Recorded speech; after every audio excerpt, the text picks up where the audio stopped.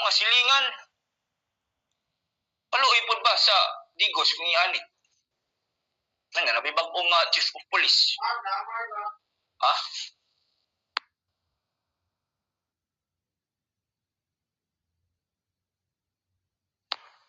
Okay, morning mga kabombo. Kay, way salig ang pamilya, unsa na lang ang mga supporters. No? O isa pa, mabalag ka, punta. O gito milabay adlaw, ipangutanan na to mismo ang atong correspondent din ha. No, usab manggod sa atong katingad-an usab. Ngano ang kining mismong haya, no, ang budlaron kung dato pagpanubay. Sumala pa sa gihatag ng mga impormasyon sa atong kubanan, mas gipahugtan ang seguridad sa City Hall.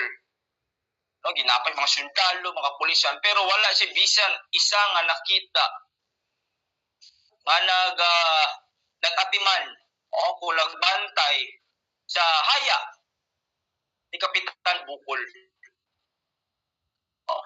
Mukha pa lang makatingala eh. Okay, ang motibo gani, no, ang motibo sa even gila mga kapulisan nagpagawa sa upat ka mga motibo. It's either personal grudge daw, political, gambling, or negosyo.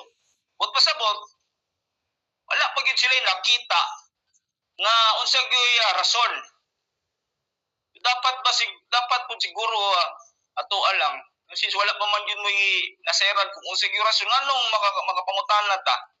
Anong wala ninyo gipabantayan man lang, giparubingan or gipatambayan og mga pulis kay daw big ang motibo aning pagpamusil kay hotdon sila pamilya.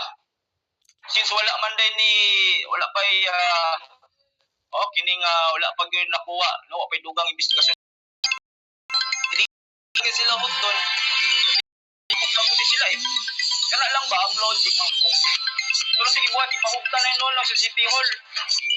Ang pamilya wala, makapangyautanan ka. Wala, di po na ito ni matingala. Punta kung ano ang pamilya mismo gusto. Sa NBI na lang, itandi nila sa pulisan. 22 minutos na nilabay sa alas 8 sa gabi, mga kumbo. Ano pagbalik ato pa ning patuwangan pa sa pagkaroon ng ginawa lang nagpipilang ka mapinundong standby. Dito ang iba pang mga pangunahing balita. Susunod na! Aniya na financial tips alang sa mga empleyado. Una, maghimo sa budget plan. Subaya ang imong kinitaan o gasto aron masabtan kung asa wadto ang imong kwarta. Ikaduha, pagplano alang sa imong pagretiro. Sugdi ang pagtipig alang sa pagretiro sa siyupa kutob sa mamahimo. Pag-amot kanunay una-una ang pagdugang sa imong mga kontribusyon sa paglabay sa panahon. Ikatulo, i-automate ang imong savings. I-set up ang mga account transfers gikan sa imong sweldo ngadto sa imong savings o investment accounts. Ikaw pa, pangita og side hustles. Nakita ang mga oportunidad nga makakuha ka og dugang nga kita gawas sa imong regular na trabaho. Aniya, ang mga hinungdanong dapat aron matiman kung pamahimong nindot ang inyong mga buhok. Mukaon o pagkaon nga abundas sa vitamin B6 sa B12. At ngayon, narito na ang iba pang mga pangunahing balita. 22 minutos na nilabay sa alas 8 sa gabi. Kaya pa natin padayon mga kabombo ato sa nigilabihon pagpalig. No? Kini ato ang Bombo International News Correspondent. Ato ning kumustahon. Kung 6 days na lang mangyon, kumusta unsa bang klaseng Pasko o rin man New Year ang ilahang pagselebrar din na usab siyang nasud nga gimutangan. Ato ni nga pagadawaton pagbalik kini ato ang Bombo International News Correspondent si Ma'am Aisha De Jesus Khan nga gikan sa nasud Israel. Ma'am, welcome po to our program. Good evening, sir. Okay. Unang tanong naman, anong oras po ba dyan? Gabi po ba o... Time dito is 5:24 p.m. Okay, PM pa din.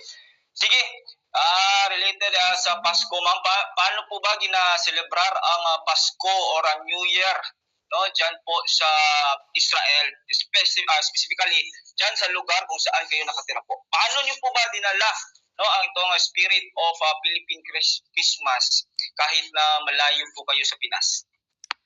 Dito, sir, sa Pakistan, kasi marami ding mga Christian dito, nagsiselebrate sila ng Christmas at saka New Year every 25 ng December.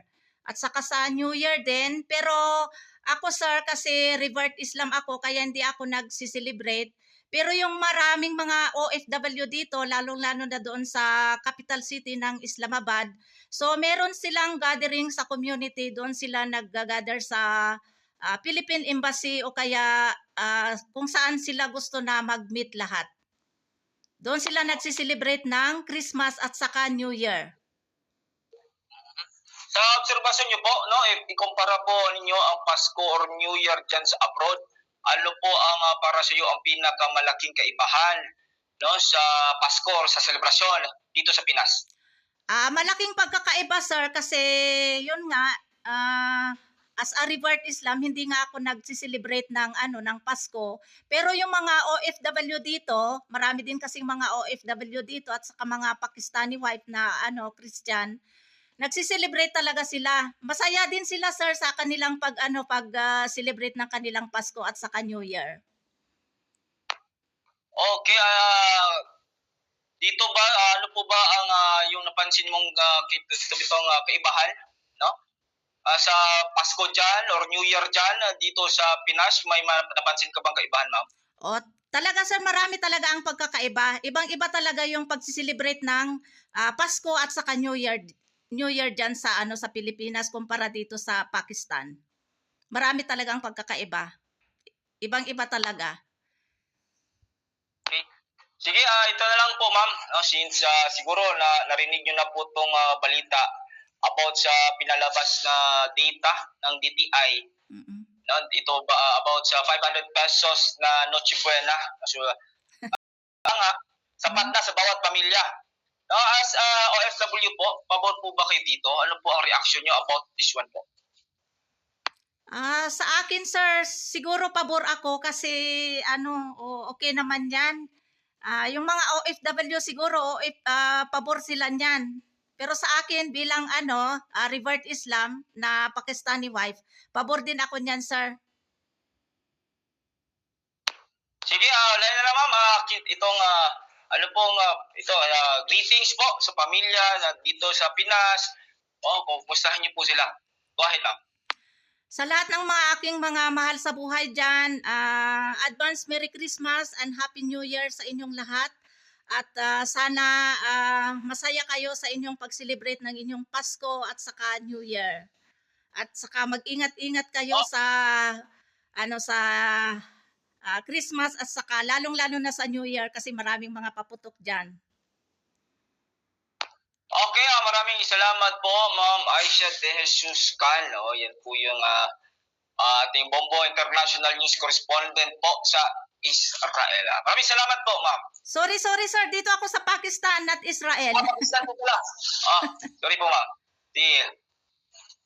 At advance Merry Christmas na lang sa inyo dyan, sir, sa inyong Bombo Radio Davao at sa lahat sa inyong mga team. At sana masaya kayo sa inyong pag-celebrate sa inyong Christmas at saka New Year. Thank you sir sa inyong time na pag-interview sa akin. Salamat sa time. Sige po, maraming salamat din po. Maraming salamat po. Okay. Ingat po kayo dyan. क्या बोल रहे nawala. ठीक है अब बोल रही है thank you so much